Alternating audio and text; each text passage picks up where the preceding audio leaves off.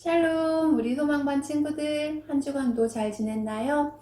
자, 우리 오늘은 공과 8과 북왕국 이스라엘은 하나님을 떠나 멸망했어요 예요. 우리 옆에 그림을 한번 봐볼까요? 이 그림은 어떤 그림일까요? 맞아요. 축구장에서 축구 심판이 호루라기를 불고 옐로우 카드를 내밀고 있어요. 그렇다면 이 옐로우 카드는 언제 그리고 왜 내미는 걸까요? 맞아요. 선수가 심각한 반칙을 해서 경기를 원활하게 하지 못할 때 심판은 옐로우 카드를 주면서 경고를 해요. 그런데 이 선수가 이 옐로우 카드를 받고서도 무시한다면 어떻게 될까요? 맞아요. 아마 그 선수는 그 경기에서 뛰지 못하고 퇴장을 당해요. 이처럼 심판이 선수에게 경고를 주듯이 하나님께서도 우리가 잘못했을 때 경고를 주세요. 그렇다면 우리는 그 경고를 받았을 때 어떻게 해야 될까요? 혹시라도 그 경고를 받고 우리가 그 경고를 무시한다면 어떻게 될까요? 우리 오늘 말씀을 통해 같이 한번 알아보도록 할게요. 북왕국 이스라엘의 많은 백성이 돌을 쌓아 우상을 섬길 제단을 만들고 그곳에서 향을 피우며 우상에게 절을 했어요. 또한 그들은 하나님이 정해놓으신 율법을 지키지 않았어요. 하나님만 섬겨야 할 사람들이 하나님을 떠나 살고 있었던 거예요. 그래서 하나님은 북왕국 이스라엘 백성에게 여러 선지자들을 보내 하나님의 말씀을 전하게 하셨어요. 너희를 위하여 기록한 율례와 법도와 율법과 계명을 지켜 영원히 행하고 다른 신들을 섬기지 말라. 그리고 하나님은 그들이 계속해서 하나님을 떠나 우상을 섬기고 율법을 지키지 않는다면 멸망할 것이라고 경고하셨어요. 이러한 하나님의 경고를 들은 백성들은 어떻게 반응했을까요? 그들은 하나님의 경고를 무시하고 계속해서 우상을 섬기며 하나님의 말씀대로 살지 않았어요. 하나님은 오랜 시간 하나님을 떠난 백성들이 죄에서 돌이켜 하나님만 섬기기를 바라며 기다리셨어요. 하지만 그들이 계속해서 하나님을 떠난 채 돌아오지 않자 어떻게 하셨을까요? 하나님은 강한 나라인 아수르가 북왕국 이스라엘의 수도인 사마리아를 공격하도록 하셨어요. 사마리아는 아수르에게 3년 동안 공격을 당하다가 결국 완전히 정복당하고 말았어요. 이로써 북왕국 이스라엘은 멸망하고 백성들은 아수르의 여러 지역으로 끌려가게 되었어요. 하나님을 섬기지 않고 떠난 백성들이 하나님께 심판을 받아 나라를 빼앗기고 뿔뿔이 흩어지게 된 거예요. 하나님은 하나님의 백성들이 하나님만을 섬기기를 원하셨어요. 그래서 하나님을 떠난 백성들에게 선지자들을 보내 돌아오라고 하셨지만 그들은 하나님께로 돌아오지 않았지요. 그래서 하나님은 끝내 하나님께로 돌아오지 않은 백성들을 벌하셨어요. 이처럼 하나님을 믿는 우리는 하나님을 떠나지 말고 오직 하나님만을 섬겨야 해요. 우리 오늘 말씀을 통해 배운 것 같이 우리는 하나님만을 섬겨야 돼요.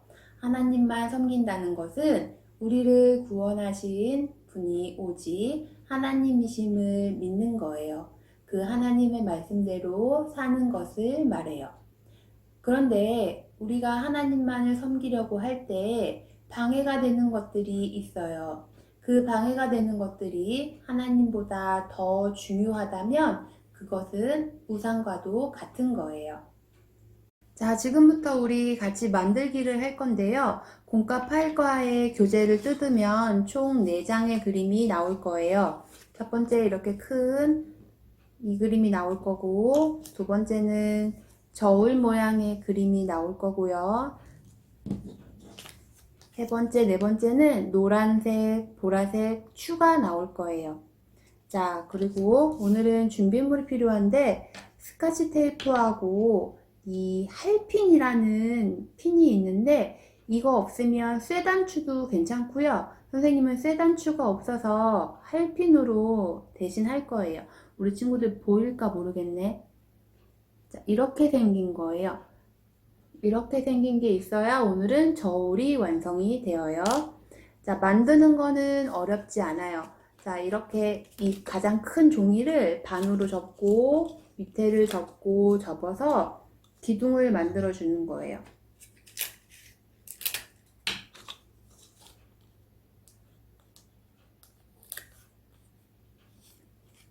이렇게 기둥이 완성이 되었다면 여기다가 잠깐 놓고요. 자, 이번에는 저울을 이 기둥과 같이 합칠 건데요. 여기 구멍이 있어요. 이 구멍을 잘 맞춰서 이 구멍에다가 할핀을 꽂아 줄 거예요.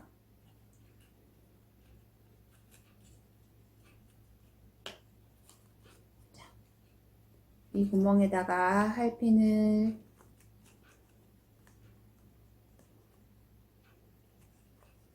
꽂으면 저울이 완성됩니다. 됐나요? 이렇게. 이 할핀은 이걸 왔다 갔다 해주는 역할을 하는 거예요. 그래서 할핀이 좀 필요해요. 자, 이렇게 저울이 완성되었나요? 우리 친구들 천천히 한번 만들어 보세요. 자, 우리 친구들 저울 다 만들었나요? 그렇다면 우리 보라색 추를 한번 보세요. 이 보라색 추에다가는 우리가 하나님을 섬기는데 방해가 되는 것들을 한번 적어 볼 거예요. 우리 친구들 곰곰이 생각해 보고 내가 하나님을 섬기는데 방해가 되는 것들이 무엇이 있을까 한번 생각해 보고 적어 보세요. 선생님은 우리 친구들의 공공에 적은 게임이 아닐까 생각을 해요. 그래서 하나님을 올바르게 섬기는데 방해가 되는 것들 중에 게임이라고 적었어요. 자, 그래서 다 적었다면 우리 아까 만들어 놓은 저울에다가 하나님 말고 하나님 외에 다른 것 이 위에다가 한번 이 추를 올려 볼게요. 요 저울에는 칼집이 들어가 있어요. 우리 칼집에다가 이 추를 잘 끼우는 거예요. 이렇게 끼우는 거예요. 자, 이렇게 끼운다면 이 저울이 어떻게 되었어요? 하나님보다는 하나님이 아닌 것에 더 무게가 실려 있어요. 그렇다면 이 모습은 하나님을 섬기는 모습일까요? 아니에요. 이 모습은 하나님을 섬기는 모습은 아니에요. 우리 친구들 하나님을 섬기는 모습이 되려면 어떻게 해야 될까요? 맞아요. 방해되는 것들을 과감하게 버려야 돼요. 버려야 하나님을 올바르게 섬길 수가 있어요. 자, 그렇다면 하나님을 올바르게 섬기려면 우리가 더 노력해야 되는 부분을 이 노란색 추에다가 적어 볼 건데요. 우리 친구들도 한번 곰곰이 생각해 보고 적어 보세요. 선생님은 뭐라고 적었냐면은 날 구원해 주신 하나님께 감사하는 마음, 그리고 하나님을 믿는 사람들이라면 정말 호흡과도 같은 하나님께 기도하는 생활, 이라고 적었어요. 우리 친구들도 한번 생각해 보세요.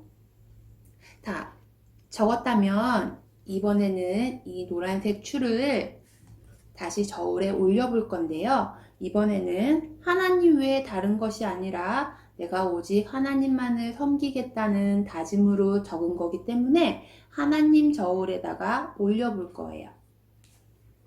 자, 아까처럼 칼집에다가 잘 끼워서 넣으면 돼요. 자, 이렇게 됐어요. 그렇다면 저울이 어떻게 되었어요? 맞아요. 하나님 쪽으로 기울였죠?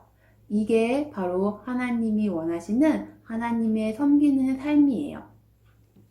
자, 우리 친구들 한 주간도 이거를 자기 책상이나 아니면 잘 보이는 곳에 놔두어서 우리 친구들 한 주간 하나님만을 섬기는 우리 친구들이 되었으면 좋겠어요. 우리 기도로 마치겠습니다.